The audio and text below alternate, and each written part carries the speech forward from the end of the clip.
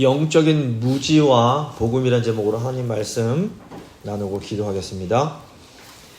오늘 말씀은 바울이 오늘날 터키 지역인 비시디아 안디옥에 있는 회당에서 이 디아스포라 유대인들과 또 하나님을 경외하는 이방인들에게 전했던 설교의 내용입니다. 지금부터 한 2000년 전에 유대교를 믿는 사람들에게 했던 설교가 오늘 우리에게 어떤 의미가 있을까요? 저희가 성경을 읽을 때에 좀 기억해야 될 중요한 개념이 하나 있습니다. 그게 바로 이제 1차 독자 그리고 2차 독자에 대한 그런 개념입니다. 1차 독자는 성경 말씀을 처음으로 직접 들었던 사람들입니다. 사도행전 13장에서 지금 바울의 설교를 들었던 비시디아 안디옥 회당의 유대인들과 하나님을 경외하는 이방인들이 말하자면 1차 독자에 해당한다고 볼 수 있습니다. 반면 2차 독자는 예전에 기록된 성경을 통해서 하나님의 말씀을 읽고 듣게 되는 사람들, 즉 지금 여기에 있는 저희들은 2차 독자에 해당합니다. 1차 독자들은 안식일마다 모여서 구약 성경 말씀을 듣고 암송을 하던 경건한 사람들이었습니다.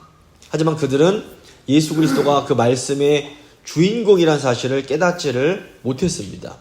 그런데 이제 우리는 이미 예수님의 십자가와 부활도 알고 또 사도들의 복음 전파까지도 다 이제 알고 있습니다. 그래서 우리가 이 1차 독자들보다 더 잘 알고 있다 이렇게 생각하기가 쉽습니다. 하지만 오늘 우리도 본문에 나오는 1차 독자들과 똑같은 실수를 할 수 있습니다.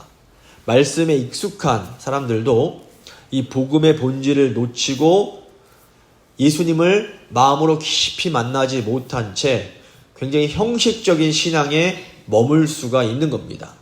이런 의미에서 오늘 본문은 오랫동안 신앙생활을 해온 우리 모두에게도 여전히 유효하다라고 볼 수 있습니다. 그러니까 바울이 유대인들에게 전했던 이 메시지는 지금 우리에게도 다시 복음의 본질로 돌아오라고 초청하고 있는 겁니다. 오늘 이 본문 말씀 세 부분으로 나눠 살펴볼 텐데, 첫 번째 영적인 무지입니다. 두 번째 복음의 핵심, 세 번째 복음의 도전의 내용이 되겠습니다. 먼저 영적인 무지입니다. 영적인 무지함, 영적인 무식함의 본질은 우상숭배입니다. 26절, 27절 말씀입니다. 형제들아, 아브라함의 후손과 너희 중 하나님을 경외하는 이방인들아, 이 구원의 말씀을 우리에게 보내셨거늘 예루살렘에 사는 자들과 그들 관리들이 예수와 및 안식일마다 외우는 바 선지자의 말을 알지 못함으로 예수를 정죄하여 선지자들의 말을 응하게 하였도다. 무슨 말입니까? 지금 바울이 유대인들과 하나님을 경외하는 이방인들을 형제들아 이렇게 부릅니다. 이것은 그 사람들이 하나님의 말씀을 소중하게 여기는 사람들이었기 때문입니다. 그러니까 유대인들이 가장 중요하게 여기는 것, 그게 이제 두 가지인데, 하나가 성전이고 하나가 말씀이었습니다. 그런데 이제 디아스포라 유대인들은 예루살렘 성전에서 멀리 떨어진 땅에서 흩어져 살았기 때문에 실제로 성전에 나아가서 제사를 드리기가 힘들었습니다. 그래서 이 사람들에게는 이 성전의 부재, 성전을 대신하는 것이 바로 하나님의 말씀이었던 겁니다. 그렇기 때문에 이 사람들에게 이 회당은 단순한 어떤 모임의 장소가 아니라 하나님의 말씀을 읽고 배우며 하나님과 연결되는 매우 거룩한 공간이었습니다.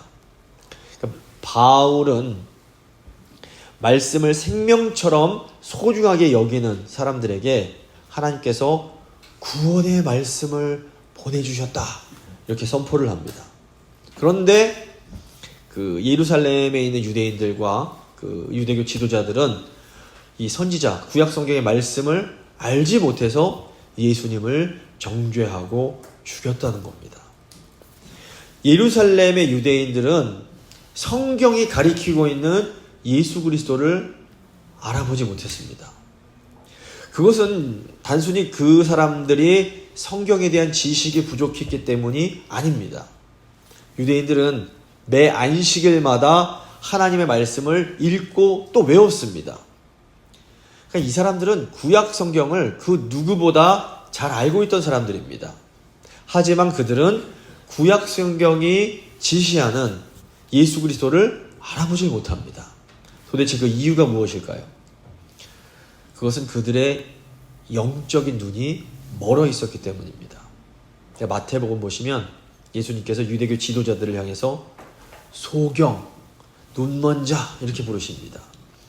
요한복음 1장은 말씀이 세상에 왔으나 세상이 그를 영접하지 아니했다라고 기록을 합니다. 그러니까 유대인들이 성경은 달달 외웠지만 예수님이 메시아, 그리스도라는 이 진리는 알지를 못했던 겁니다. 바울이 이런 말을 할 수 있는 것은 바울 자신도 과거에 예수님을 핍박하며 이 똑같은 무지 속에 살았기 때문입니다. 그러니까 바울도 하나님의 은혜로 믿음의 눈이 열리기까지는 예수님이 메시아라는 것을 깨닫지를 못합니다. 이 영적인 무지가 너무너무 위험한 것은 이것이 바로 우상 숭배와 연결이 되기 때문입니다. 28절 보시면 죽일 죄를 하나도 찾지 못했지만 빌라도에게 죽여달라 하였으니, 예루살렘의 유대인들은 예수님을 죽일 수 있는 죄를 찾지 못했습니다. 하지만 그들은 거짓 증인을 세우면서까지 예수님을 십자가에 못 박아 죽입니다. 이 사람들이 왜 이런 행동을 했을까요? 이 사람들에게는 자기들의 전통과 자기들이 가진 어떤 기득권, 이 파워가 예수님보다 더 중요했기 때문입니다. 그러니까 예수님보다 무언가를 더 중요하게 여기면 그게 바로 우상 숭배입니다. 저희가 우상 숭배의 이 본질을 잘 생각하셔야 됩니다. 옛날 고대인들이 정말로 어떤 돌이나 나무 이런 거를 신이라고 생각했을까요? 그 사람들도 돌이나 나무 자체를 신으로 믿을 만큼 바보들은 아니었습니다. 그 사람들이 믿는 것은 보이지 않는 신이었습니다. 근데 그 사람들은 이 보이지 않는 신이 돌이나 나무의 형상에 임재할 수 있다고 믿었던 겁니다.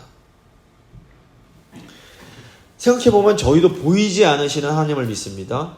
그리고 저희도 보이지 않는 성령님께서 우리 안에 임재하실 수 있음을 믿습니다. 고대인들이 믿었던 것은 눈에 보이는 나무나 돌이 아니라 그 배후에 있는 보이지 않는 영적인 존재들이었습니다. 현대인들은 돌이나 나무에 이렇게 돌이나 나무로 만든 신상, 그 이미지에 절하는 사람들은 많지 않습니다. 하지만 여전히 이 시대 사람들도 보이지 않는 것들을 믿습니다.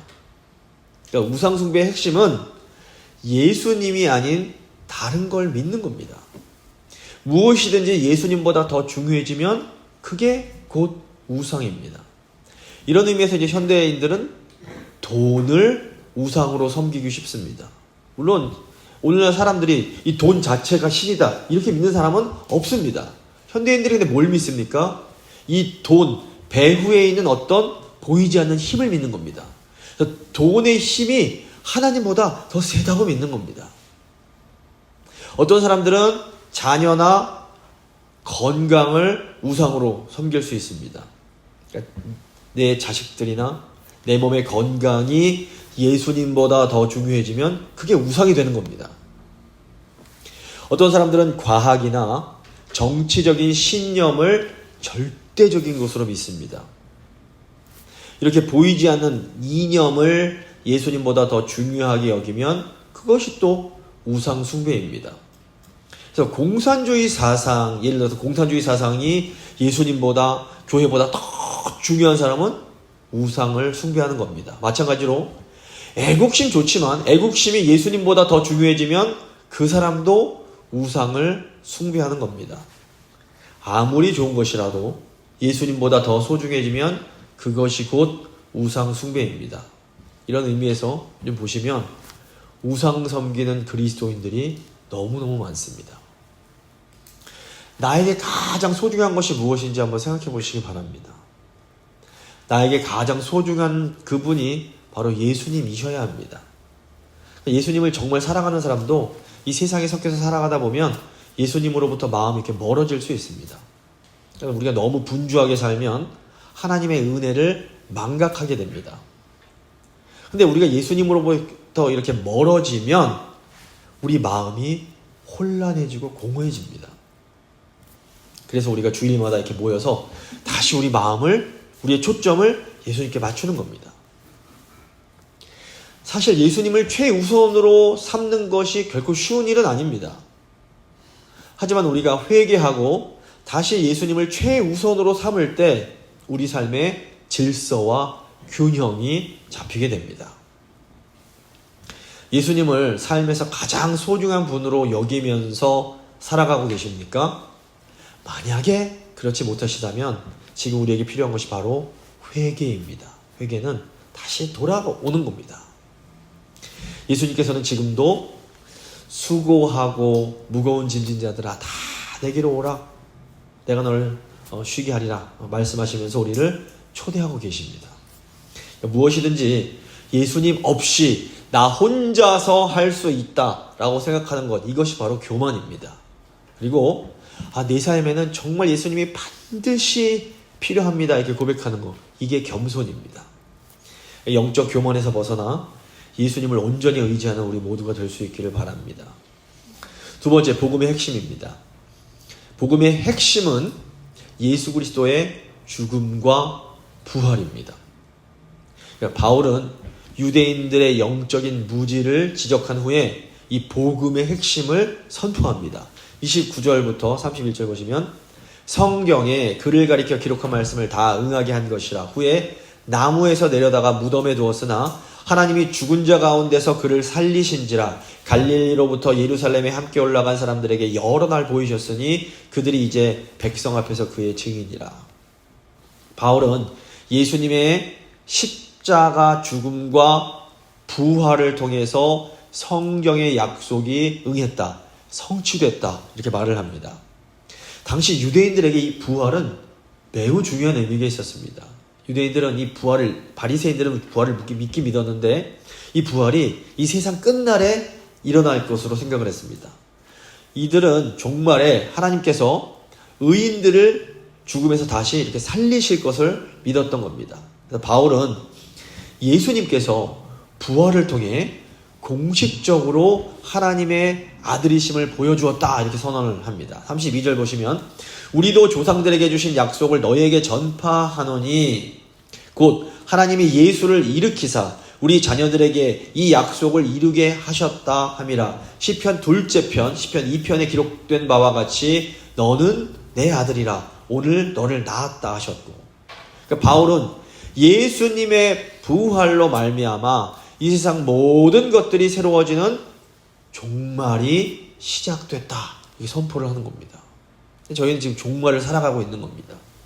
34절 보시면 또 하나님께서 죽은 자 가운데서 그를 일으키사 다시 썩음을 당하지 않게 하실 것을 가르쳐 이르시되 내가 다윗의 거룩하고 미쁜 은사를 너희에게 주리라 하셨으며 또 다른 시편에 일렀으되 주의 거룩한 자로 썩음을 당하지 않게 하시리라 하셨느니라. 여기서 썩는다 라는 것은 인간의 죄로 인한 결과, 즉 이 피조물들의 한계를 의미합니다. 근데 부활은 이런 썩음으로부터의 완전한 회복과 승리를 의미합니다. 36절 보시면 다윗은 당시에 하나님의 뜻을 따라 섬기다가 잠들어 그 조상들과 함께 묻혀 썩음을 당하였으되 하나님께서 살리신 이는 썩음을 당하지 아니하였으니. 지금 사도 바울은 다윗은 결국 썩음을 당했지만 예수님은 썩지 않고 부활하셨음을 말합니다. 그러니까 사도 바울은 어디에 가든지 이 예수 그리스도의 죽음과 부활을 선포합니다. 바울 서신을 보시면 사도 바울은 항상 예수 그리스도의 십자가 죽음과 부활을 복음의 핵심으로 제시를 합니다. 대표적인 예가 고린도전서 15장 3절 보시면 내가 받은 것을 먼저 너희에게 전하였노니 이는 성경대로 그리스도께서 우리 죄를 위하여 죽으시고 장사 지낸 바 되셨다가 성경대로 사흘 만에 다시 살아나사 죽음과 부활을 전하는 겁니다. 왜 예수님의 이 죽음과 부활이 복음, 기쁜 소식의 핵심일까요? 예수 그리스도의 십자가 죽음은 이 죄사함을 위한 죽음을 상징합니다. 그리스도의 부활은 의롭다 하심의 보증을 상징합니다. 로마서 4장 25절 보시면 예수는 우리의 범죄한 것 때문에 내줌, 즉 죽음이 되셨고 또한 우리의 의롭다 하시기 위하여 살아나셨느니라. 부활을 말하는 겁니다. 그러니까 가장 쉽게 말해서 예수님의 십자가 죽음은 우리의 이 마이너스된 인생, 죄와 찌질하고 나쁜 것들을 없애주시기 위한 겁니다. 반면에 부활은 우리의 삶을 플러스로 바꿔주시기 위한 것입니다. 특히 우리는 이 그리스도의 부활에 담긴 그 의미를 잘 생각을 해야 됩니다. 이제 잠시 후면 이제 4월에 부활절이 다가오는데 이 부활의 문자적인 의미는 그냥 죽은 사람이 살아나는 겁니다. 그런데 예수 그리스도의 부활은 하나님의 새 창조가 시작되었음을 의미합니다.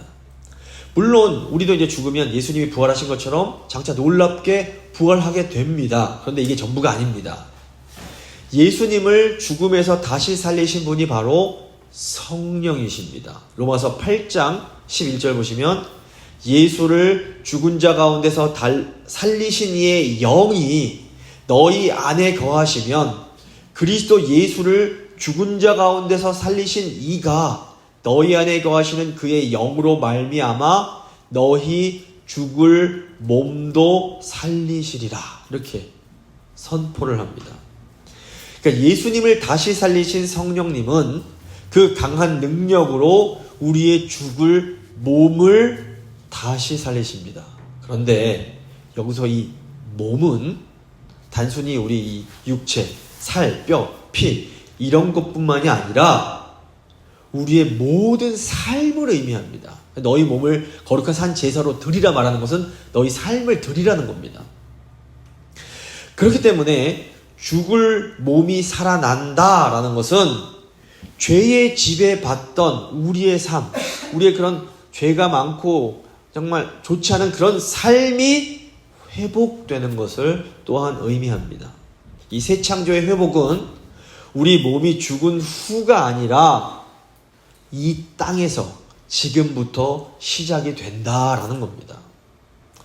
물론 이 땅에서의 회복은 완전한 건 아닙니다. 근데 어떤 질병, 병이나 이런 문제들은 기적적으로 한 번에 회복이 될 수도 있습니다. 실제로 주위에 이런 놀라운 기적을 경험한 분들이 계십니다. 하지만 또 어떤 것들은 아주 오랜 시간에 걸쳐서 천천히 회복이 되기도 합니다. 예를 들어서 깨진 광교야 같은 문제들은 회복되는데 오랜 시간이 걸릴 수 있습니다. 또 어떤 것들은 바울의 가시처럼 이 땅에서는 회복이 되지 않을 수도 있습니다. 하지만 예수 그리스도의 이 부활의 능력은 이 땅에서부터 경험할 수 있습니다. 우리가 예수 그리스도를 따라갈 때에 우리 삶 속에서 망가진 부분들이 놀랍게 회복이 되기 시작합니다. 부활의 회복은 지금 이 땅에서부터 시작이 되고 우리가 주님을 다시 만날 때, 주님 다시 오실 때 완전하게 이루어지는 겁니다. 이 부활의 회복을 경험하면서 살기 원하십니까? 우리가 복음의 핵심인 예수 그리스도의 죽음과 부활을 믿을 때 이 회복이 시작이 됩니다. 또 우리가 구원의 말씀이신 예수님을 우리 삶의 최우선으로 삼으며 그분을 따라갈 때 이 회복이 점점 더 완성되게 되는 겁니다. 이 마지막 복음의 도전입니다. 바울은 회당 사람들에게 이 귀한 복음을 믿을 것을 강력하게 도전을 합니다. 38절 39절입니다. 그러므로 형제들아 너희가 알 것은 이 사람을 힘입어 죄사함을 너희에게 전하는 이것이며 또 모세의 율법으로 너희가 의롭다 하심을 얻지 못하던 모든 일에도 이 사람을 힘입어 믿는 자마다 의롭다 하심을 얻는 이것이라. 바울은 예수님을 통하여 죄사함을 받고 예수님을 통하여 의롭게 될 수 있다라는 이 복음의 핵심을 전합니다. 바울은 율법을 통해서는 우리가 의롭게 되는 것이 불가능함을 강조합니다. 지금도 복음은 변함이 없습니다. 우리는 예수님을 믿음으로 죄사함을 받고 예수님을 믿음으로 의롭다 여김을 받게 됩니다. 복음은 단순한 지적인 정보가 아니라 하나님의 초청입니다. 하나님은 복음을 통해서 우리를 새 창조의 삶으로 초대하십니다. 우리는 이 초대에 믿음으로 응답할 수도 있고 또 거절할 수도 있습니다. 바울은 하박국 선지자의 말씀을 통해서 제발 이 초대 거절하지 말라고 경고를 합니다. 40절 보시면 그런즉 너희는 선지자들을 통하여 말씀하신 것이 너희에게 미칠까 삼가라 조심해라. 일러스되 보라 멸시하는 사람들아 너희는 놀라고 멸망하리라.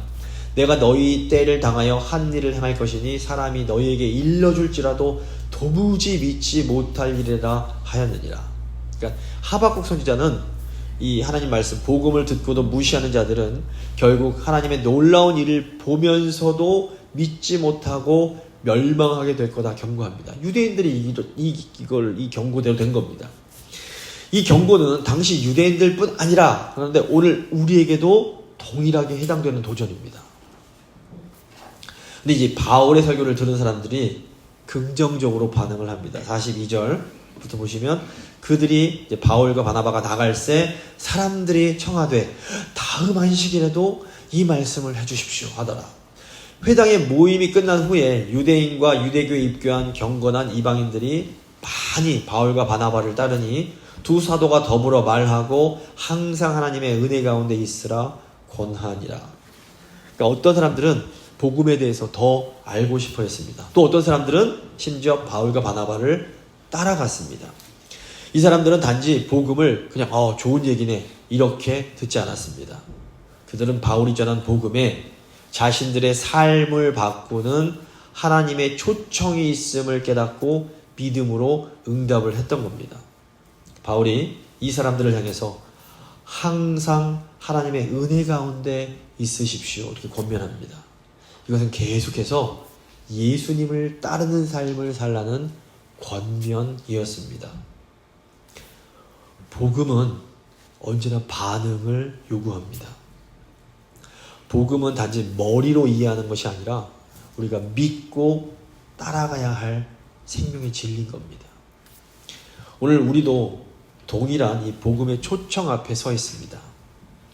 우리는 복음을 더 알고 싶어하는 그런 마음에 머물 것인지 아니면 예수님께 우리의 삶을 맡기며 그분을 따라갈 것인지를 선택을 해야 됩니다. 하나님은 우리가 항상 하나님의 은혜 가운데 있기를 원하십니다. 이 은혜는 과거의 은혜가 아니라 지금 이 자리에서 우리를 새롭게 하는 은혜입니다. 이제 복음을 들으셨다면 이제는 그 복음을 따라서 살아가셔야 됩니다. 복음을 향한 지식이 아니라 복음을 향한 순종으로 나아가는 우리 모두가 될 수 있기를 바랍니다. 말씀을 마무리 지어보겠습니다. 오늘 저희는 바울이 비시디아 안디옥 회당에서 전했던 설교를 통해서 세 가지 중요한 메시지를 들었습니다. 첫째로 복음을 우리가 머리로 알고 있다고 해서 예수님을 아는 것은 아닙니다. 유대인들은 구약 성경을 딸딸 암송했지만 그 말씀의 중심이신 예수님을 알아보지 못했습니다. 영적인 무지는 지식의 부족이 아니라 교만과 고집에서 비롯됩니다. 그리고 이 영적 무지는 우상 숭배로 이어지게 됩니다. 둘째로 복음의 핵심은 예수 그리스도의 죽음과 부활입니다. 이 사건은 하나님의 약속이 성취된 역사적인 현실이며 우리를 죄와 죽음에서 구원하시는 하나님의 능력이 됩니다. 예수 그리스도 안에서 우리는 이 부활의 능력을 경험할 수 있습니다. 우리가 예수님 따라 살아갈 때 우리는 이 회복의 삶을 살 수가 있는 겁니다. 셋째로 복음은 그냥 듣고 끝나는 이야기가 아니라 우리의 결단을 요구하는 도전입니다. 복음을 듣고 더 알고자 했던 사람들처럼 우리도 복음 앞에 마음을 열고 반응해야 합니다. 하나님께서 지금 복음을 통해서 우리를 초대하고 계십니다. 우리는 모든 것보다 예수님을 가장 소중하게 여기면서 그분을 따라가야 합니다. 복음을 그냥 아는 데서 멈추지 마시고 복음 안에서 살아가는 우리 모두가 될 수 있기를 간절히 소망합니다. 잠시 믿음의 기도 드리십니다.